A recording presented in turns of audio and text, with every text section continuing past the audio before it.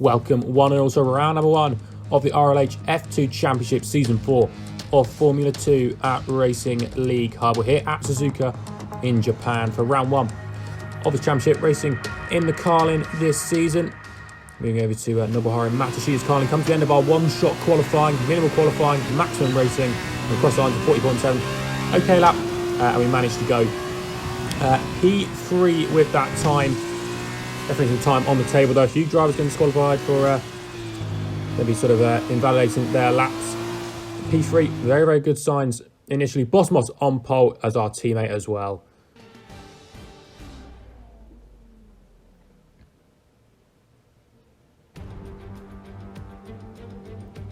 Here we are at the main event of the weekend, race day. Suzuka always provides amazing moments for the drivers and fans alike, which makes it an incredibly popular event in the calendar.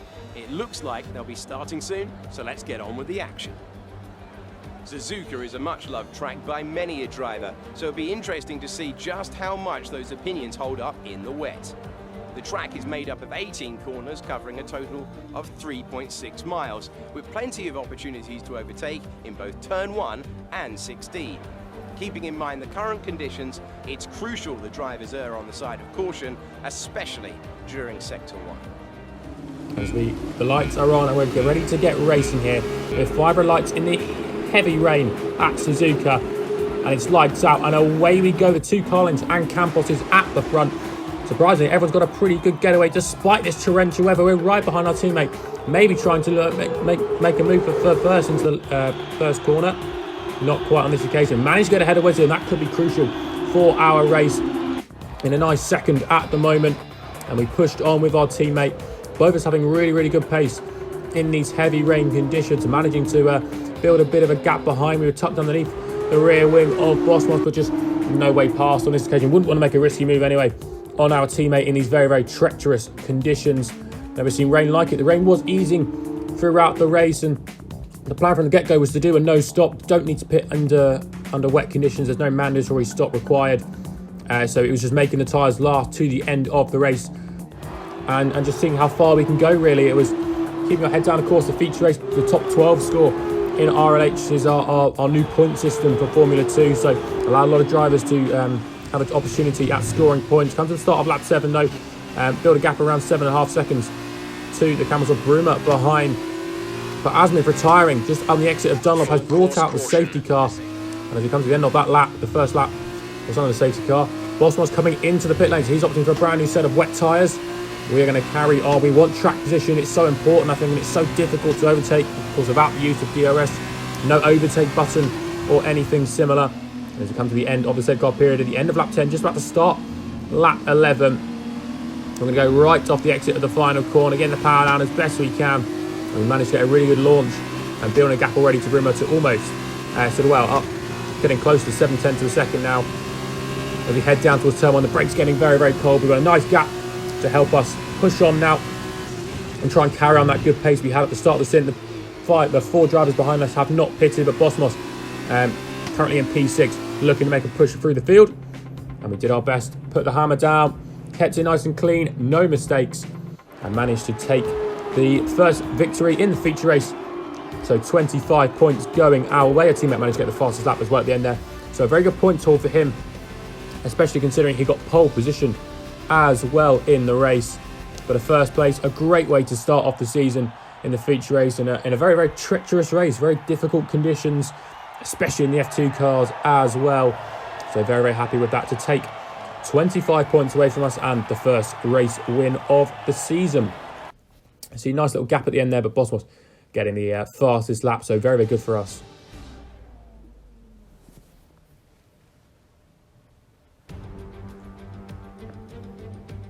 We're back. For the second race, we've reversed the top 8 from yesterday, and everyone here is getting ready for what's shaping up to be a thrilling conclusion to the weekend.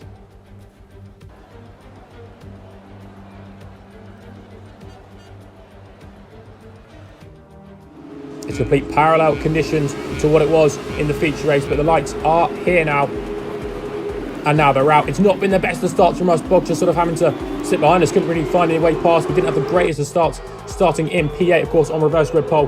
or the opposite of reverse grid pole. Down the inside, though, into turn one. Freddie going round or outside. Had a brilliant start contact there with an ART, I think, that was spinning. And we're just going to get a better exit than Freddie, managing to keep ahead now as we move through this first sector. But wheel to wheel from the game, had a really poor exit.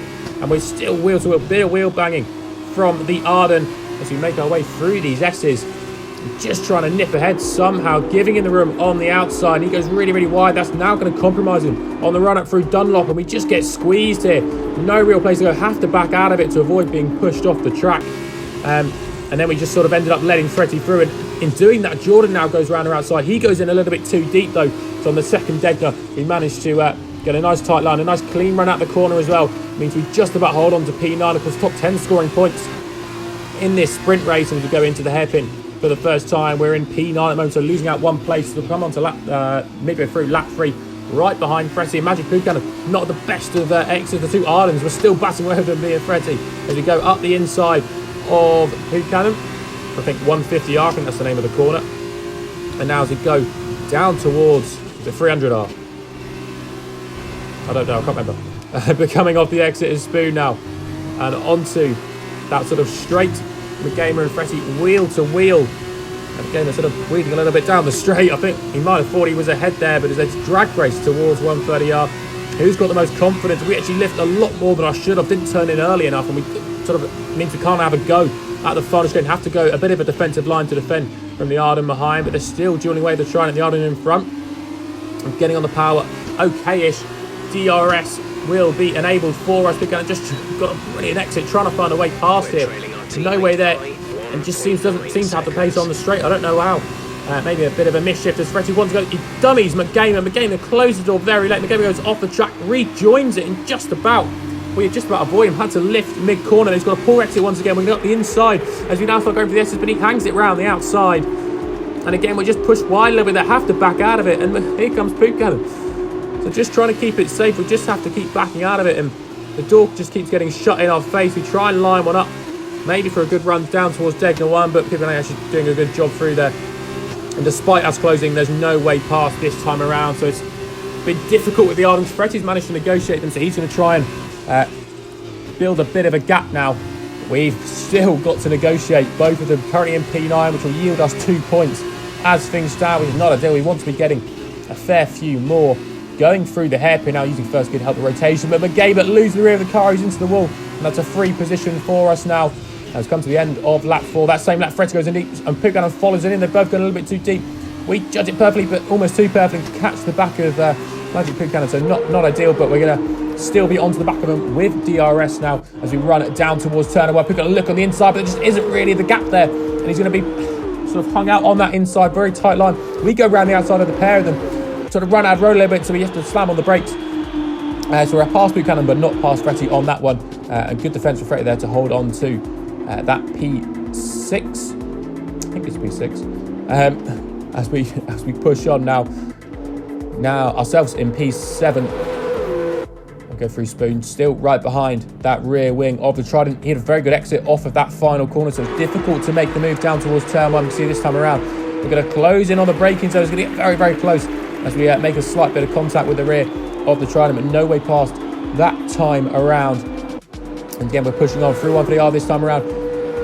Running really, really wide, and we're going down to that final chicane now. The Trident goes a little bit too deep, trying to avoid a lock-up, and we just about managed to scoot around the outside, and we're now up into P6 and can now chase down Fiscal and Brent up the road, try and maybe sneak onto the podium. We know that Broom has got a penalty, Fiscal, on start of lap 10, so 2 laps to go, including this one. We're down the inside, the Boggers are getting away very nicely there, fair play to him, and we just about keep it within the confines of the racetrack. You see Broom has got 3 seconds, so we need to keep within 3 seconds off him, and we'll get promoted a position, but couldn't quite catch Brent. The gap was 2 tenths as we crossed the line, but nevertheless 33 points for us this race. Our teammate though, because he got pole and 2 fastest laps, that was an extra 8 points for him. He is 2 points ahead of us in the championship standing, but nevertheless a very good race for us.